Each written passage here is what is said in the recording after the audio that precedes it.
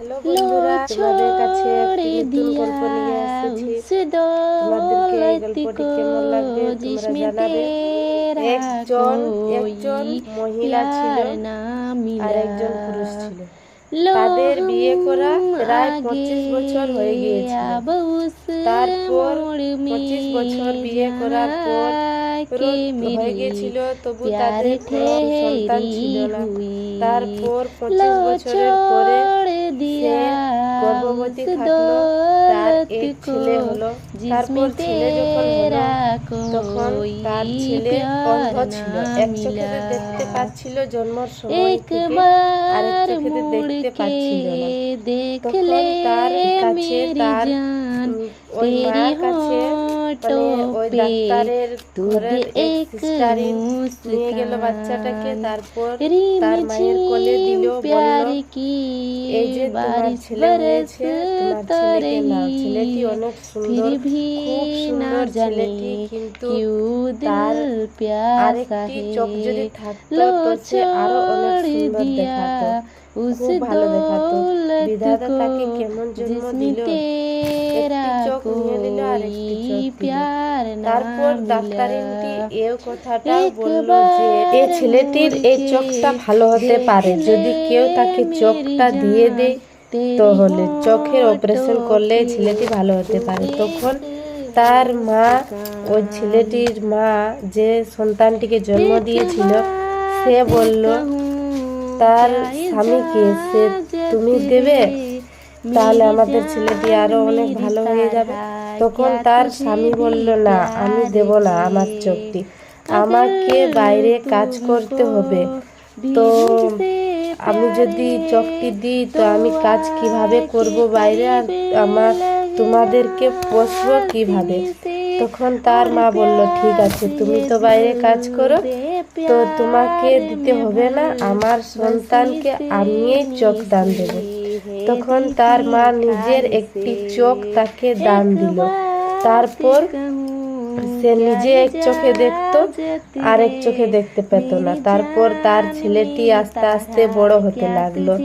তারপর তার ছেলেটির যখন মোট 7 মাস জন্মা হলো, তখন তার স্বামী এক কার অ্যাক্সিডেন্টে মারা যায়। তখন যত সমস্ত পরিবারের বোঝা তা ওই মায়ের উপর পড়ে গেল।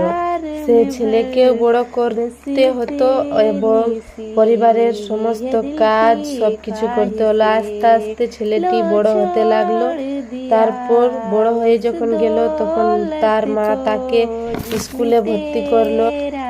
স্কুলে যখন ভর্তি করলো তখন স্কুলের পয়সা লাগতো, আবার পরিবারের পয়সা খরচা, বই খাতা কিনাকিনি, ছেলেকে জামা কাপড়, এরকম ভাবে খরচা বাড়তে লাগলো। টিউশন দিত, টিউশনের বেতন, এরকম ভাবে খরচা বাড়তে লাগলো। তখন তার মা কি করলো, 2-3টি বাড়িতে কাজ করতে শুরু করলো লোকের ঘরে। তারপর এভাবে কাজ করতে করতে ছেলেটিকে পড়াশোনা শিখাতো। তারপর একদিন তার ছেলেটি ক্লাস 5 ক্লাসে ভর্তি করলো।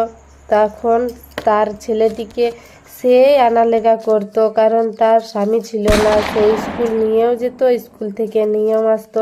তারপর ক্লাসের যে ছেলে ছিল তাকে অনেক বলতো, তুমি অন্ধর ছেলে, তুমি অন্ধর ছেলে, তুমি অন্ধর ছেলে, এরকম ভাবে তার ছেলেটিকে ওই যে তার ক্লাসের সাথী ছিল সেরকম বলতো। তখন সে তার মাকে বলল, তুমি আমাকে আর নিতে আসবে না। তখন তার মা বলল, কেন আমি তোমাকে আর নিতে আসবো না কেন? আমি যদি তোমাকে নিতে না আসি তাহলে তুমি একা একা বাড়ি আসা যাওয়া স্কুল কিভাবে করবে? তখন তার মাকে সে বলল, ছেলেটি, না আমি পারবো একাই আসা যাওয়া করতে, তোমাকে আর কষ্ট করতে হবে না। তখন তার মা তখন থেকে আর তার ছেলেকে আনালেগা করতে লাগলো না, ছেলেটি নিজে একা একা আসতে লাগলো। তারপর ছেলেটি বড় হলো, বিদেশে পড়তে গেল। সে ভালো রেজাল্ট করতো, সে ভালো পড়াশোনা করতো, বিদেশ পাঠালো তার মা। তখন তার মা 10টা বাড়িতে কাজ করতে শুরু করলো, আর কাজ করে লোকের বাড়িতে কাজ করে তার ছেলেটিকে পড়াশোনা করাচ্ছিল। তার ছেলেটি ডাক্তার হয়ে গেল। তখন তার মায়ের মনে অনেক খুশি, অনেক আনন্দ হলো, সে আমার ছেলে ডাক্তার হয়ে গেছে, আর আমাকে লোকের বাড়িতে কাজ করতে হবে না, আর লোকের বাড়িতে আমাকে ঝিয়ের কাজ করতে হবে না, 8টা-10টা ঘরে যেতে হবে না। এবার আমার ছেলে ডাক্তার হয়ে গেছে, বাড়িতে আসবে, নতুন বউ নিয়ে আসবে, আমার নাতি নাতনি হবে, তাদেরকে নিয়ে আমি খেলবো। এভাবে অনেক স্বপ্ন দেখেছিল তার মা। তো কিন্তু তার ছেলে ওই যে ডাক্তারি চাকরি পেল আর বাড়ি ফিরে এলো না। তারপর 1 বছর বাদে তার মাকে সে একটি চিঠিতে লিখে পাঠালো, মা তুমি কেমন আছো? আমি ভালো আছি, আশা করছি তুমি ভালো আছো, আর আমি এখানে ভালো আছি, আমি এখানে বিয়ে করেছি। তখন তার মা এই চিঠিটি, তো তার মা তো পড়তে জানতো না, একজনকে দিয়ে পড়া করালো। তখন সে চিঠিটিতে এটা লেখা ছিল, সেটা ওই লোকটি তার মাকে বলে দিল। তারপর তার মা মনে মনে ভাবলো, ঠিকই আছে, আমার ছেলে বিয়ে করেছে, তো তখন না আসতে পারে, হয়তো তাড়াহুড়োতে ওখানে কোনো মেয়ে পছন্দ হয়ে গেছে, বিয়ে করে নিয়েছে, কিন্তু আমার ছেলে এরপর তো আসবে, তখন কি আমি থাল সাজাবো, আমার বউকে বরণ করে আমার বাড়িতে গৃহপ্রবেশ করাবো। এভাবে আরও স্বপ্ন করতে লাগলো। কিন্তু আবার 1 বছর পেরিয়ে গেল, তার ছেলে বাড়িতে ফিরে এলো না।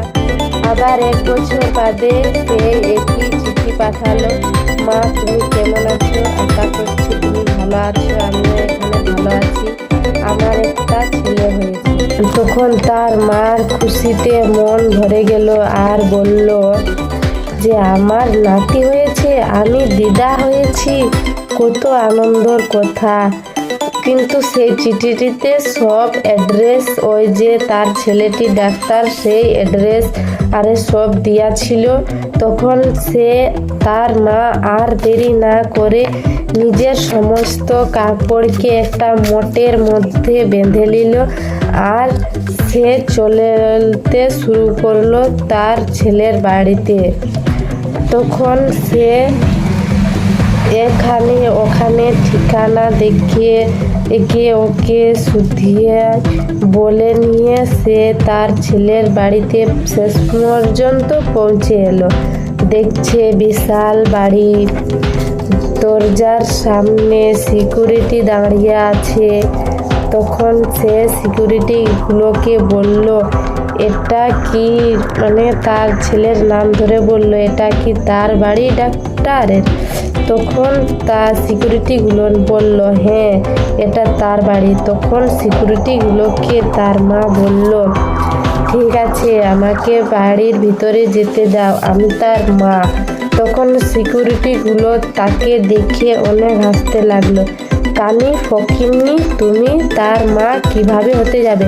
আমাদের স্যার এত বড় ডাক্তার, আর তুমি কিনা কানি ফকিন্নি, তোমার একটা মঠ আছে, আর তুমি সেই এত বড় ডাক্তারের বলছো সে আমি মা? তখন সিকিউরিটিগুলোকে ওই যে চিঠিগুলো দিয়ে পাঠিয়েছিল তার ছেলে, সেই চিঠিগুলো তার আঁচলের বাঁধা ছিল, সে চিঠিগুলো খুলে নিয়ে ওই সিকিউরিটি গার্ডগুলোকে দেখালো। তখন সিকিউরিটি গার্ডগুলো ওই চিঠিগুলো পড়লো আর দেখলো। তখন তাদের বিশ্বাস হলো, হ্যাঁ এটি তার মা। তখন সিকিউরিটি গার্ডগুলো তাকে ভিতরে প্রবেশ করতে দিল। তারপর ভিতরে গিয়ে দেখে, 2 তলার উপর গিয়ে দেখে তার নাতি ঝুলাতে ঝুলছে।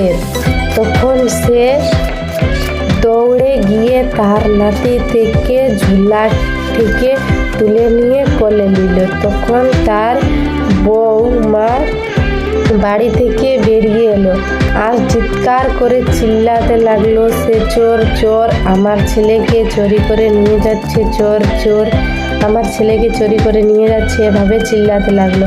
তখন তার স্বামী বাড়ি থেকে বেরিয়ে এলো, বলল, কি হলো, তুমি চিল্লাচ্ছ কেন? বলছে, এই দেখো কোথা থেকে একটি বুড়ো ফকিন্নি চলে এসেছে, কানি কোথাকার, আমার ছেলেকে চুরি করে নিয়ে যাচ্ছে। তখন ওই বুড়ি মা বলল, না, আমি চোরি নয়, আমি তোমার শাশুড়ি, আমি আমার নাতিকে দেখতে এসেছি। গত 3 বছর 4 বছর ধরে তোমরা চিঠি পাঠাচ্ছ, কিন্তু তোমরা আমাকে একবারও দেখতে আসনি। তো আমি এটা শুনে কিভাবে ওখানে থাকতে পারি যে আমার নাতি ভাই হয়েছে? আমি এ কথা শোনার মধ্যেই ছুটে চলে এসেছি আমার নাতি ভাইকে দেখতে।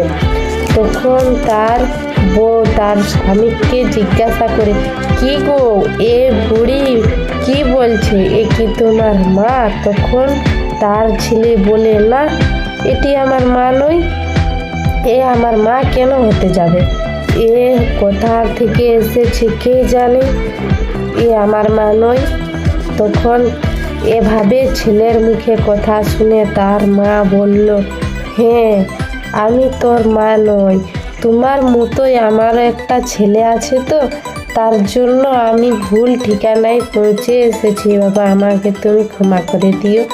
তারপর এই কথা বলে আর নাতিকে দেখে চুমু খেয়ে 2 চোখে জল নিয়ে সে নিচে নেমে এলো। তারপর সিকিউরিটি গার্ডকে বলল, আমার অনেক জল তেষ্টা পেয়েছে, 1 গ্লাস জল দেবে? তো সিকিউরিটি গার্ড তো জানতোই সে এই ডাক্তারের মা, তার জন্য তাকে 1 গ্লাস জল এনে দিল। তারপর বলল, আমি এই চিঠিতে একটা গল্প লিখে যাচ্ছি, তুমি এই গল্পটা লিখে দিবে বাবা একটু? সিকিউরিটি গার্ডকে বুড়িমা বলল। তখন সিকিউরিটি গার্ড বলল, হ্যাঁ ঠিক আছে, তুমি বলো, আমি লিখে যাচ্ছি। তো সিকিউরিটি গার্ড লিখে চললো আর বুড়িমা বলে চললো। তারপর আবার বুড়িমা বলল, ঠিক আছে, আমাকে একটু এখানে বিশ্রাম করতে দাও, তুমি এখন এসো। তখন সিকিউরিটি গার্ড বাড়ি থেকে বেরিয়ে এলো আর সেখানে বুড়িমাটি রইল। তারপর কিছুক্ষণ পরে যেয়ে দেখে সিকিউরিটি গার্ডটা তার সেই বুড়িমাটি আর এই পৃথিবীতে নেই, সে ফাঁসি নিয়ে মরে গেল। তারপর সিকিউরিটি গার্ড উপরে উঠে এলো আর ডাক্তারকে হাঁকালো, মানে তার ছেলেকে বলল সেখানে ওই বুড়ি মাটি ফাঁসি নিয়ে মরে গেল। তখন তার ছেলে ছুটতে ছুটতে 2 তালা 3 তালা থেকে দৌড়ে নেমে এলো আর পা জড়িয়ে কাঁদতে শুরু করলো, মা তুমি এ কি করলে? তখন তার বউ তাকে বলছে, এই কি তুমি একে মা বলছো? তুমি তখন বললে এই কানি ফকিন্নি আমার মা হতে যাবে কেন, আর এখন এর পা জড়িয়ে তুমি কান্না শুরু করছো, বলছো তুমি মা, এ কি করলে? তুমি কি লুকোচ্ছ আমার সামনে? তখন তার বৌমা, মানে ওই ডাক্তারের স্ত্রী, লক্ষ্য করলো তার আঁচলের মধ্যে একখানা চিঠিখানা। তখন সে ওই চিঠিখানা খুলে নিয়ে পড়লো। সে চিঠিতে লেখা ছিল, বাবা, তুমি যখন জন্মেছিলে তখন তোমার একটা চোখ ছিল না, তুমি 1 চোখ নিয়ে জন্মেছিলে, আমি আমার নিজের চোখ দান করে তোমাকে দিলাম, সেই চোখেই তুমি এখন এই সারা পৃথিবী দেখছো। আর তুমি আমাকে কানি বলছো, ফকিন্নি বলছো? আমি 10টা বাড়িতে কাজ করে তোমাকে আজ ডাক্তার বানালাম, ঝিয়ের মতো কাজ করলাম 10টা বাড়িতে, শুধুমাত্র তোমার জন্য, সে আমার ছেলেকে আমি ভালো করব। আর তুমি আজকে আমাকে চিনতে পারলে না? তবু তুমি বলি, তোমার সোনার পরিবার, তোমার ছেলে বউকে নিয়ে তুমি সুখে দেখো। তুমি যখন আমাকে চিনতেই পারছো না, আজ তুমি যাকে কানি ফকিন্নি বলছো তার চোখের জন্যই তুমি এই পৃথিবী দেখছো, আর তুমি আমাকে আজ কানি ফকিন্নি বলছো। এইরকম চিঠিতে লেখা ছিল। তখন তার বউ বলল, তুমি এ কি করলে? একবারের জন্য তুমি আমাকে একবারের জন্য তুমি আমাকে বললে না যে আমার মা আছে গ্রামে, আমার বাড়ি আছে? শেষ পর্যন্ত মাকে এভাবে মরতে হলো। তুমি আমাকে একবার বলার চেষ্টা তো করতে, তারপর আমি তোমাকে কিছু হলো তো বলতাম। এরকম ভাবে তো এই মাকে মরতে হতো না। তার বউ তার স্বামীকে এভাবে বলতে লাগলো। তখন তার স্বামী বলল, তুমি এত বড় লোকের মেয়ে, আর যদি আমি এটা বলতাম, তখন যদি তুমি আমাকে বলতে না আমি তোমাকে বিয়ে করবো না, এই ভয়ে আমি তোমাকে কোনোদিনও বলিনি।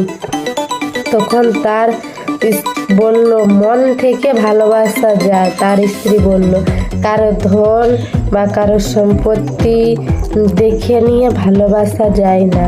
তুমি কেন এরকম করলে? তুমি আমাকে একবার বলে দেওয়া উচিত ছিল, দরকার ছিল। একবার তো অন্তত বলে দেখতে। তারপর এরকম ভাবে যখন তার মা মরে গেল, যখন সব জানাজানি হয়ে গেল, তখন তার ছেলে তাকে গঙ্গাতে নিয়ে গিয়ে পুড়িয়ে গেল। তো বলছি বন্ধুরা, যা ভগবান করে তা ভালোর জন্যই করে, কোনো কিছু খারাপের জন্য করে না। তার যে একটি চোখ ছিল তার ছেলেটির, আর তার মা তাকে দান করলো, তা সে যদি কানা থাকতো, সে যদি চোখে দেখতেও পারত না, তো বঞ্চুক তবেই ঠিক ছিল। কারণ সে তখন তার এত অহংকার হতো না, আর সে তার মাকে তখন দেখতো। যা করে ভগবান ভালোর জন্যই করে। ভগবানের উপর সব কিছু ছেড়ে দিয়ে যা দিবে ভগবান তা নিয়েই সন্তুষ্ট থাকবে। এরকম ভুল কেউ করো না। ঠিক আছে, বাই, রাখছি। আর আমার এই গল্পটি তোমাদেরকে কেমন লাগবে কমেন্ট করে অবশ্যই জানাবে। আরও এরকম গল্প শোনার জন্য আমার চ্যানেলটিকে সাবস্ক্রাইব করে আমার চ্যানেলটির পাশে থাকবে।